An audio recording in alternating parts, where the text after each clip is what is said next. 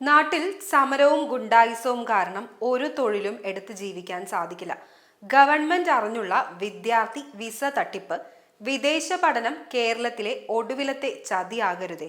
ഇത് സിഗരറ്റ് പാക്കറ്റിന്റെ അടിയിൽ ഹാനികരം എന്ന് എഴുതുന്നത് പോലെ വിദ്യാർത്ഥി വിസയ്ക്കും ഗവൺമെന്റിന്റെ മുന്നറിയിപ്പ് ഉണ്ടാകണം. ഈ വിസ വിദ്യാർത്ഥികൾക്ക് സ്ഥിരതയുടെ ഗ്യാരണ്ടി അല്ല, ഇതൊരു കുടിയേറ്റ മാർഗമല്ല എന്ന് അറിയുക. നിങ്ങൾക്കും നിങ്ങളുടെ കുടുംബത്തിനും സാമ്പത്തികമായ ആഘാതം ഉണ്ടാക്കാം. എന്താണ് സംഭവിക്കുന്നത്? നാട്ടിൽ ഒരുപാട് യുവാക്കൾക്ക് ജോലി കിട്ടുന്നില്ല.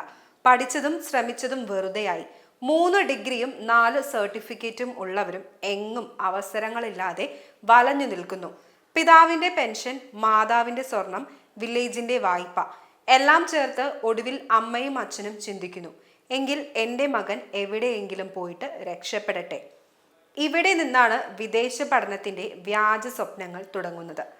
പരസ്യങ്ങൾ പറയുന്നത് UK-യിൽ 2 വർഷം പഠിച്ചാൽ PR ഉറപ്പ്, പഠനത്തിന് ശേഷം 3 വർഷം ജോലി ചെയ്യാം, അങ്ങനെ ജീവിതം മാറും, പോവുക, ഇനി നിങ്ങളുടെ സമയം. ഈ വാക്കുകൾ കേട്ട് നാട്ടിലെ അനേകർ എല്ലാം വിറ്റ് പഠനത്തിന്റെ പേരിൽ യാത്ര തിരിക്കുന്നു. പക്ഷേ സത്യം അങ്ങനെയല്ല. യഥാർത്ഥത്തിൽ എന്താണ്? വിദേശ നയങ്ങൾ ദിവസേന കർശനമാകുന്നു. പഠനത്തിന് ശേഷം ജോലി ലഭിക്കും എന്നത് ഒരു ഉറപ്പല്ല. സ്റ്റേ ബാക്ക് വിസ ഉണ്ടെങ്കിലും അതിലൂടെ PR ഉറപ്പല്ല.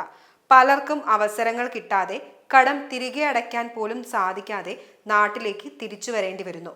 ഒടുവിൽ നഷ്ടമാകുന്നത് വീടും പറമ്പും സ്വപ്നങ്ങളുമാണ്. ഈ തട്ടിപ്പിന് പിന്നിൽ ആരാണ്? ഈ തട്ടിപ്പിന് 3 തലത്തിൽ പങ്കാളികളുണ്ട്. 1. ഏജൻസികൾ ഒട്ടും സത്യസന്ധതയില്ലാതെ ഗ്യാരണ്ടി നൽകി വിദ്യാർത്ഥികളെ അയക്കുന്നു. 2. വിദ്യാഭ്യാസ സ്ഥാപനങ്ങൾ ടാർഗറ്റുകൾക്കായി വിദ്യാർത്ഥികളെ സ്വീകരിച്ചു പണം സമ്പാദിക്കുന്നു.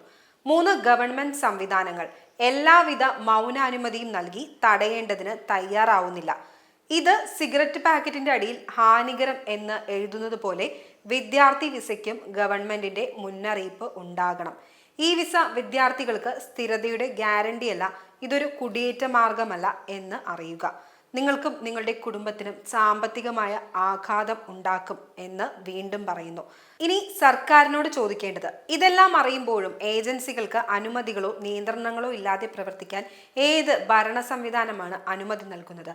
ഈ വിസ തട്ടിപ്പുകൾക്ക് ഒരു നിയന്ത്രണമോ പൊതുമുന്നറിയിപ്പോ ഒരു വകുപ്പും നൽകുന്നില്ലേ?